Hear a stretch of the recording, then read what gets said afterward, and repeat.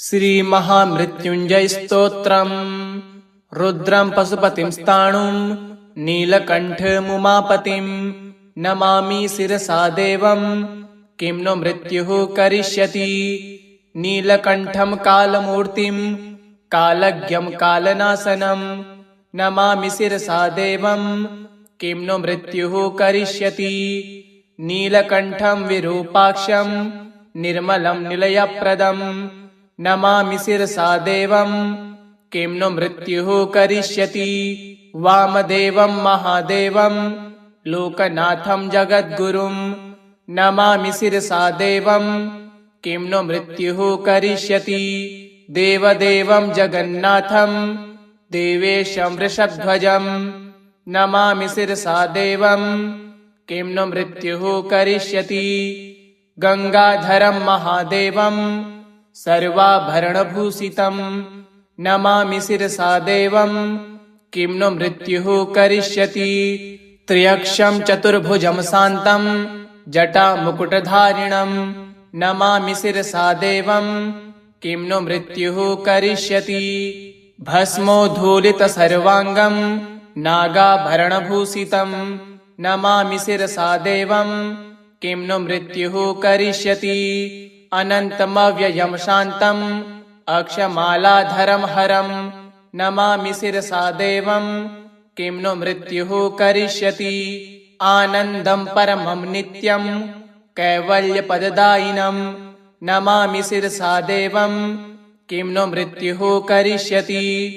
अर्धनारीश्वरं देवं पार्वतीप्राणनायकं नमामि शिरसा देवं किं नो मृत्युः करिष्यति। प्रलयस्थितिकर्तार मादिकर्तारमीश्वरं नमामि शिरसा देवं किं नो मृत्युः करिष्यति। व्योमकेशं विरूपाक्षं चन्द्रार्धकृतशेखरं नमामि शिरसा देवं किं नो मृत्युः करिष्यति। गंगाधरं शशिधरं शङ्करं शूलपाणिनं नमामि शिरसा देवं किं नो मृत्युः करिष्यति। अनाथः परमानन्दं कैवल्यः पदगामिनं नमामि शिरसा देवं किं नो मृत्युः करिष्यति। स्वर्गापवर्गदातारं सृष्टिस्थित्यन्तकारणं नमामि शिरसा देवं किं नो मृत्युः करिष्यति। कल्पायुर्देहि मे पुण्यं यावदायुररोगतां नमामि शिरसा देवं किं नो मृत्युः करिष्यति। शिवेशानं महादेवं वामदेवं सदाशिवं नमामि शिरसा देवं किं नो मृत्युः करिष्यति। उत्पत्तिस्थितिसंहार कर्तारमीश्वरं गुरुं नमामि शिरसा देवं किं नो मृत्युः करिष्यति। मार्कण्डेयकृतं स्तोत्रं यः पठेत् शिवसन्निधौ तस्य मृत्युभयं नास्ति नाग्रिचौरभयं क्वचित्। शताव्रतं प्रकर्तव्यं सङ्कटे कष्टनाशनं शुचिर्भूत्वा पठेत् स्तोत्रं सर्वसिद्धिप्रदायकं। मृत्युञ्जय महादेव त्राहि मां शरणागतं जन्म मृत्यु जरारोगः पीडितं कर्मबन्धनः। तावक स्तौ गतः प्राणस्तौ चित्तोऽहं सदा मृड इति विज्ञाप्य देवेशं त्र्यम्बकाख्यमनं जपेत्। नमः शिवाय साम्बाय हरये परमात्मने प्रणतकलेशनाशाय योगीनां पतये नमः। रुद्रं पशुपतिं स्थाणुं नीलकण्ठमुमापतिं नमामि शिरसा देवं किं नो मृत्युः करिष्यति। नीलकण्ठं कालमूर्तिं कालज्ञं कालनाशनं नमामि शिरसा देवं किं नो मृत्युः करिष्यति। नीलकण्ठं विरूपाक्षं निर्मलं निलयप्रदं नमामि शिरसा देवं किं नो मृत्युः करिष्यति। वामदेवं महादेवं लोकनाथं जगद्गुरुं नमामि शिरसा देवं किं नो मृत्युः करिष्यति। देवदेवं जगन्नाथं देवेशं वृषध्वजं नमामि शिरसा देवं किं नु मृत्युः करिष्यति गंगाधरं महादेवं सर्वाभरणभूषितं नमामि शिरसा देवं किं नु मृत्युः करिष्यति त्र्यक्षं चतुर्भुजं शान्तं जटामुकुटधारिणं नमामि शिरसा देवं किं नु मृत्युः करिष्यति भस्मोद्धूलितसर्वाङ्गं नागाभरणभूषितं नमामि शिरसा देवं किं नु मृत्युः करिष्यति अनन्तमव्ययं शान्तम् अक्षमालाधरं हरं नमामि शिरसा देवं किं नु मृत्युः करिष्यति आनन्दं परमं नित्यं कैवल्यपददायिनं नमामि शिरसा देवं किं नु मृत्युः करिष्यति अर्धनारीश्वरं देवं पार्वतीप्राणनायकं नमामि शिरसा देवं किं नु मृत्युः करिष्यति प्रलयस्थितिकर्तार मादिकर्तारमीश्वरं नमामि शिरसा देवं किं नु मृत्युः करिष्यति व्योमकेशं विरूपाक्षं चन्द्रार्धकृतशेखरं नमामि शिरसा देवं किं नु मृत्युः करिष्यति गंगाधरं शशिधरं शङ्करं शूलपाणिनं नमामि शिरसा देवं किं नु मृत्युः करिष्यति अनाथः परमानन्दं कैवल्यः पदगामिनं नमामि शिरसा देवं किं नु मृत्युः करिष्यति स्वर्गापवर्गदातारं सृष्टिस्थित्यन्तकारणं नमामि शिरसा देवं किं नु मृत्युः करिष्यति कल्पायुर्देहि मे पुण्यं यावदायुररोगतां नमामि शिरसा देवं किं नु मृत्युः करिष्यति शिवेशानां महादेवं वामदेवं सदाशिवं नमामि शिरसा देवं किं नु मृत्युः करिष्यति उत्पत्तिस्थितिसंहार कर्तारमीश्वरं गुरुं नमामि शिरसा देवं किं नु मृत्युः करिष्यति मार्कण्डेयकृतं स्तोत्रं यः पठे शिवसन्निधौ तस्य मृत्युभयं नास्ति नाग्रीचौरभयं क्वचित् शताव्रतं प्रकर्तव्यं सङ्कटे कष्टनाशनं शुचिर्भूत्वा पठेत् स्तोत्रं सर्वसिद्धिप्रदायकं मृत्युञ्जय महादेव त्राहि मां शरणागतं जन्म मृत्युजरारोगः पीडितं कर्मबन्धनः तावक स्तौ गतः प्राणस्तौ चित्तोऽहं सदा मृड इति विज्ञाप्य देवेशं त्र्यम्बकाख्यमनं जपेत् नमः शिवाय साम्बाय हरये परमात्मने प्रणतकलेशनाशाय योगीनां पतये नमः रुद्रं पशुपतिं स्थाणुं नीलकण्ठमुमापतिं नमामि शिरसा देवं किं नु मृत्युः करिष्यति नीलकण्ठं कालमूर्तिं कालज्ञं कालनाशनं नमामि शिरसा देवं किं नु मृत्युः करिष्यति नीलकण्ठं विरूपाक्षं निर्मलं निलयप्रदं नमामि शिरसा देवं किं नु मृत्युः करिष्यति वामदेवं महादेवं लोकनाथं जगद्गुरुं नमामि शिरसा देवं किं नु मृत्युः करिष्यति देवदेवं जगन्नाथं देवेशं वृषध्वजं नमामि शिरसा देवं किं नु मृत्युः करिष्यति गंगाधरं महादेवं सर्वाभरणभूषितं नमामि शिरसा देवं किं नु मृत्युः करिष्यति त्र्यक्षं चतुर्भुजं शान्तं जटामुकुटधारिणं नमामि शिरसा देवं किं नु मृत्युः करिष्यति भस्मोद्धूलितसर्वाङ्गं नागाभरणभूषितं नमामि शिरसा देवं किं नु मृत्युः करिष्यति अनन्तमव्ययं शान्तम् अक्षमालाधरं हरं नमामि शिरसा देवं किं नो मृत्युः करिष्यति। आनन्दं परमं नित्यं कैवल्यपददायिनं नमामि शिरसा देवं किं नो मृत्युः करिष्यति। अर्धनारीश्वरं देवं पार्वती प्राणनायकं नमामि शिरसा देवं किं नो मृत्युः करिष्यति। प्रलय स्थितिकर्तार मादिकर्तारमीश्वरं नमामि शिरसा देवं किं नो मृत्युः करिष्यति। व्योमकेशं विरूपाक्षं चन्द्रार्धकृतशेखरं नमामि शिरसा देवं किं नो मृत्युः करिष्यति। गंगाधरं शशिधरं शङ्करं शूलपाणिनं नमामि शिरसा देवं किं नो मृत्युः करिष्यति। अनाथः परमानन्दं कैवल्यः पदगामिनं नमामि शिरसा देवं किं नो मृत्युः करिष्यति। स्वर्गापवर्गदातारं सृष्टिस्थित्यन्तकारणं नमामि शिरसा देवं किं नो मृत्युः करिष्यति। कल्पायुर्देहि मे पुण्यं यावदायुररोगतां नमामि शिरसा देवं किं नो मृत्युः करिष्यति।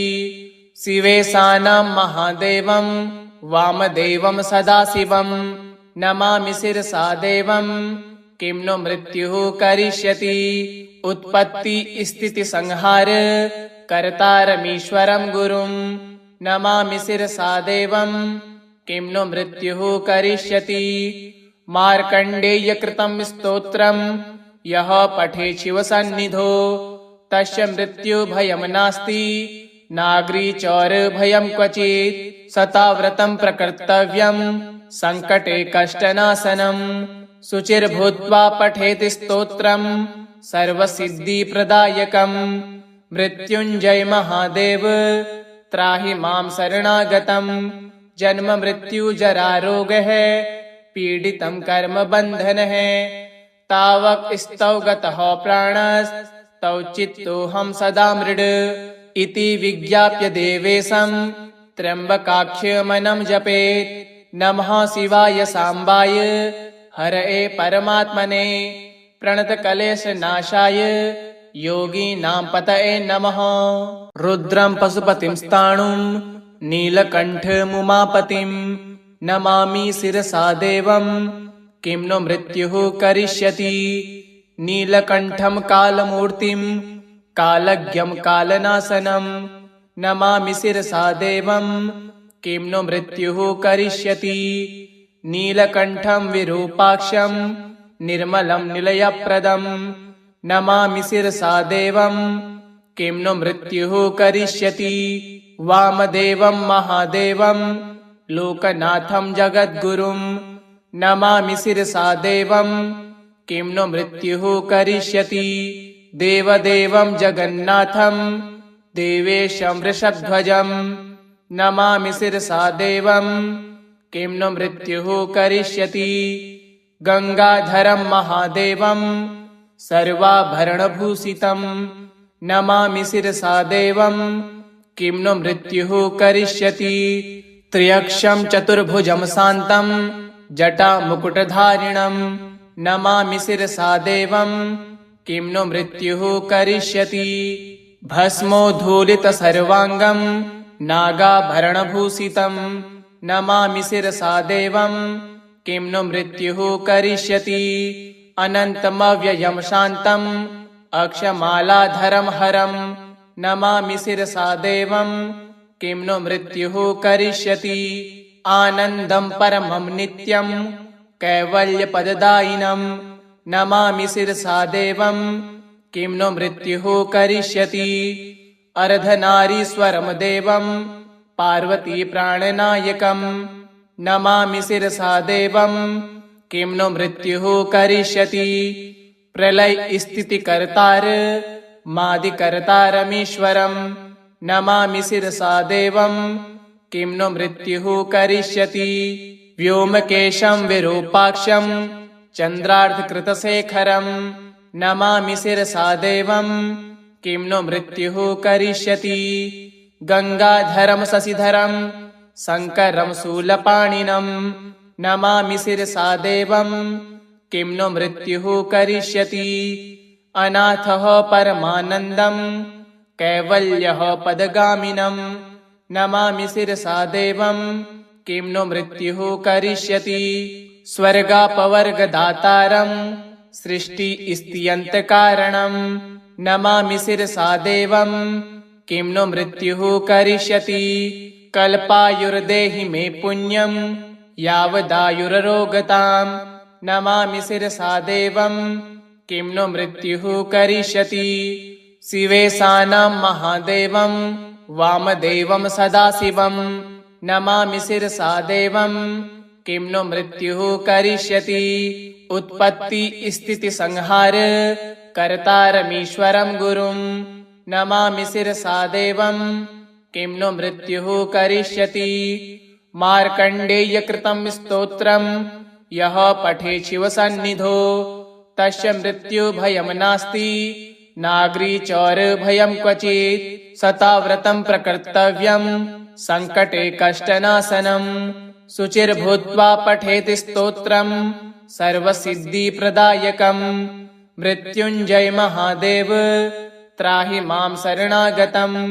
जन्म मृत्यु जरा रोगः पीडितं कर्म बन्धनः तावक स्तौ गतः प्राणस्तौ चित्तोऽहं सदा मृड इति विज्ञाप्य देवेशं त्र्यम्बकाख्यमनं जपेत्। नमः शिवाय साम्बाय हरये परमात्मने प्रणतकलेशनाशाय योगीनां पतये नमः। रुद्रं पशुपतिं स्थाणुं नीलकण्ठमुमापतिं नमामि शिरसा देवं किं नो मृत्युः करिष्यति। नीलकण्ठं कालमूर्तिं कालज्ञं कालनाशनं नमामि शिरसा देवं किं नो मृत्युः करिष्यति। नीलकण्ठं विरूपाक्षं निर्मलं निलयप्रदं नमामि शिरसा देवं किं नो मृत्युः करिष्यति। वामदेवं महादेवं लोकनाथं जगद्गुरुं नमामि शिरसा देवं किं नो मृत्युः करिष्यति। देवदेवं जगन्नाथं देवेशं वृषध्वजं नमामि शिरसा देवं किं नो मृत्युः करिष्यति। गंगाधरं महादेवं सर्वाभरणभूषितं नमामि शिरसा देवं किं नो मृत्युः करिष्यति। त्र्यक्षं चतुर्भुजं शान्तं जटामुकुटधारिणं नमामि शिरसा देवं किं नो मृत्युः करिष्यति। भस्मोद्धूलितसर्वाङ्गं नागाभरणभूषितं नमामि शिरसा देवं किं नो मृत्युः करिष्यति। अनन्तमव्ययं शान्तं अक्षमालाधरं हरं नमामि शिरसा देवं किं नो मृत्युः करिष्यति। आनन्दं परमं नित्यं कैवल्यपददायिनं नमामि शिरसा देवं किं नो मृत्युः करिष्यति। अर्धनारीश्वरं देवं पार्वती प्राणनायकं नमामि शिरसा देवं किं नो मृत्युः करिष्यति। प्रलय स्थितिकर्तार मादिकर्तारमीश्वरं नमामि शिरसा देवं किं नो मृत्युः करिष्यति। व्योमकेशं विरूपाक्षं चन्द्रार्धकृतशेखरं नमामि शिरसा देवं किं नो मृत्युः करिष्यति। गंगाधरं शशिधरं शङ्करं शूलपाणिनं नमामि शिरसा देवं किं नो मृत्युः करिष्यति। अनाथः परमानन्दं कैवल्यः पदगामिनं नमामि शिरसा देवं किं नो मृत्युः करिष्यति। स्वर्गापवर्गदातारं सृष्टिस्थित्यन्तकारणं नमामि शिरसा देवं किं नो मृत्युः करिष्यति। कल्पायुर्देहि मे पुण्यं यावदायुररोगतां नमामि शिरसा देवं किं नो मृत्युः करिष्यति। शिवेशानां महादेवं वामदेवं सदाशिवं नमामि शिरसा देवं किं नो मृत्युः करिष्यति। उत्पत्ति स्थिति संहार कर्तारमीश्वरं गुरुं नमामि शिरसा देवं किं नो मृत्युः करिष्यति।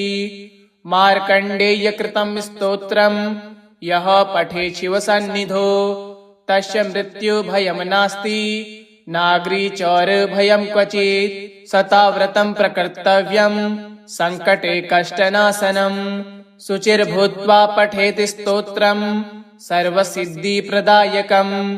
मृत्युञ्जय महादेव त्राहि मां शरणागतं जन्म मृत्यु जरा रोगः पीडितं कर्म बन्धनः।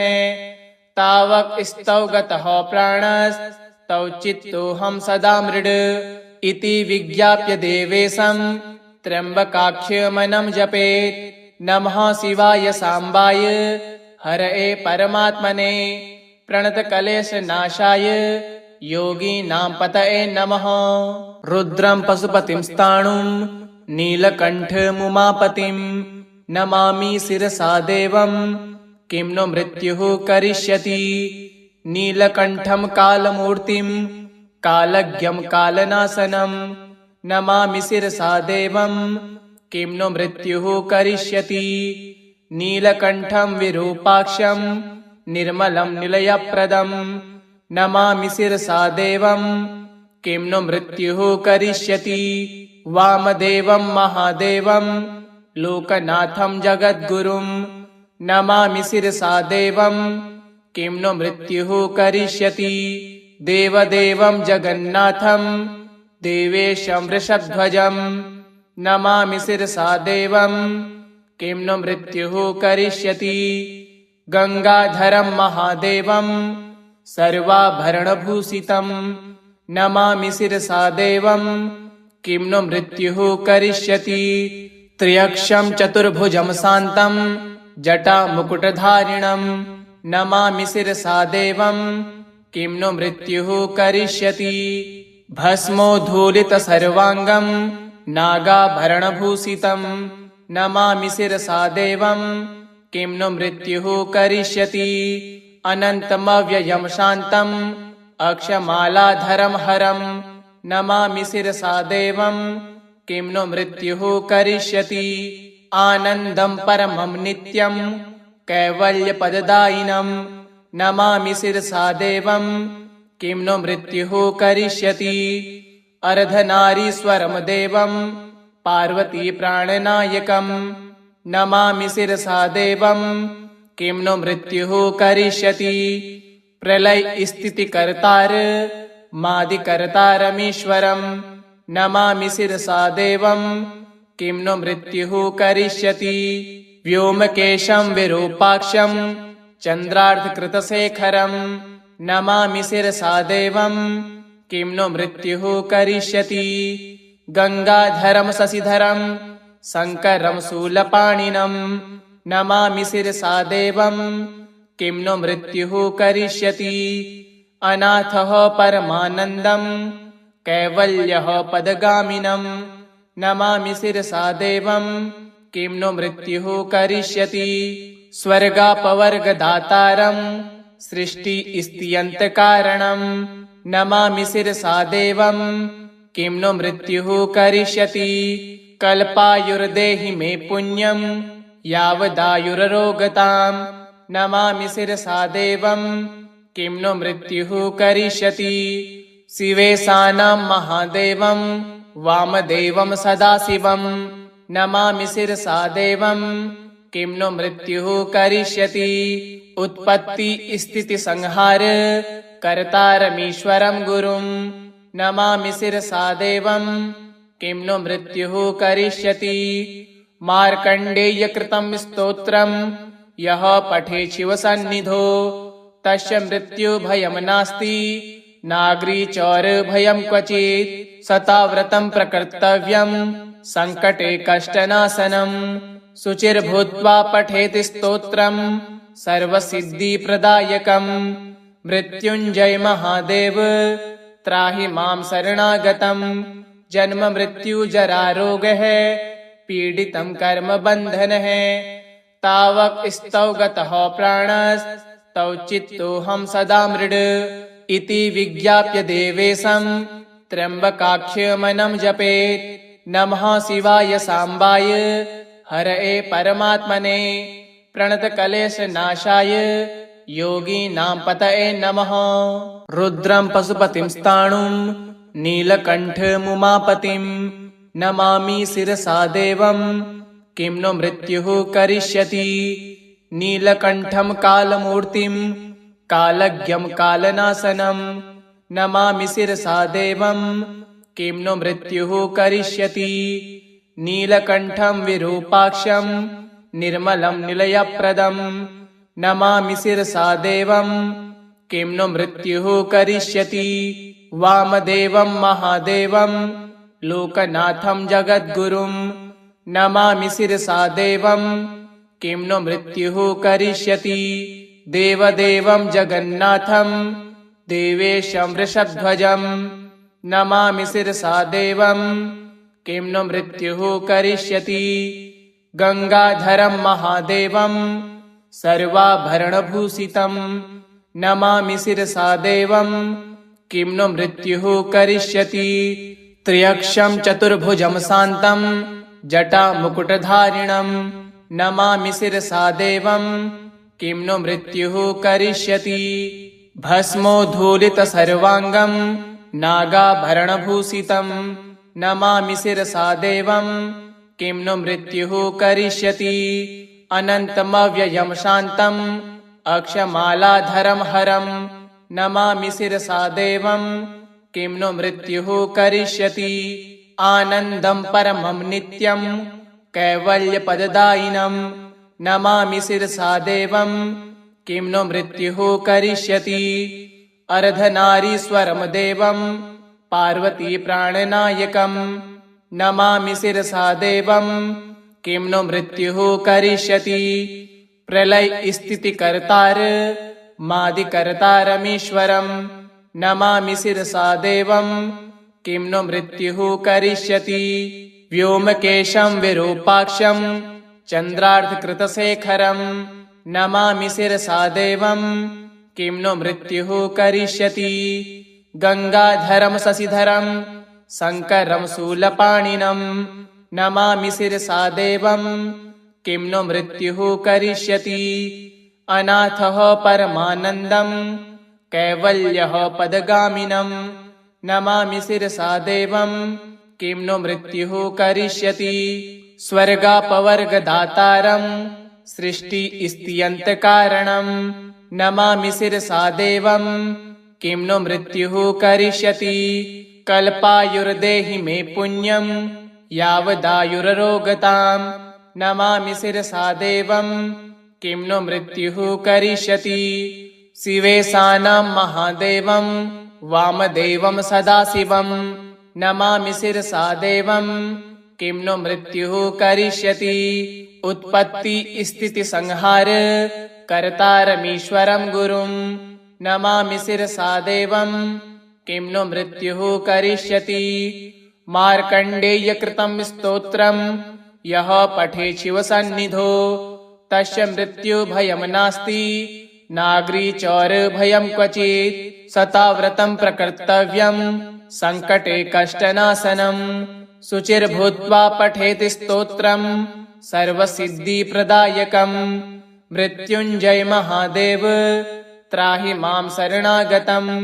जन्म मृत्यु जरा रोगः पीडितं कर्मबन्धनः तावक स्तौ गतः प्राणस्तौ चित्तोऽहं सदा मृड इति विज्ञाप्य देवेशं त्र्यम्बकाख्यमनं जपेत्। नमः शिवाय साम्बाय हरये परमात्मने प्रणतकलेशनाशाय योगीनां पतये नमः।